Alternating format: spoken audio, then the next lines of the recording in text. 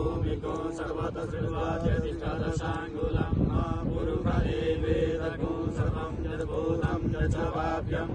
उदाकृतवशेषानो जगन्नेनातिरोहति एतावानिस्य महिमातो जायां स पुरुषः पादोस्य विश्वाभूतानि त्रिपादस्यामृतं दिवि त्रिपादोर्ध्वपुरैर्मुरुगः पादोस्येह भवत्पुनः ततो विद्वं प्रग्रामशासनानसने अभि ततो विराट जायत विराजो अधिपूर्वः स जातो अत्यरिषतपसाद् भूमिमतो पुरः तस्माज्जन्या सर्वभूतः संवृतं प्रगराज्यं वसुंस्ताचरेमायद्यानारण्याग्राम्याश्च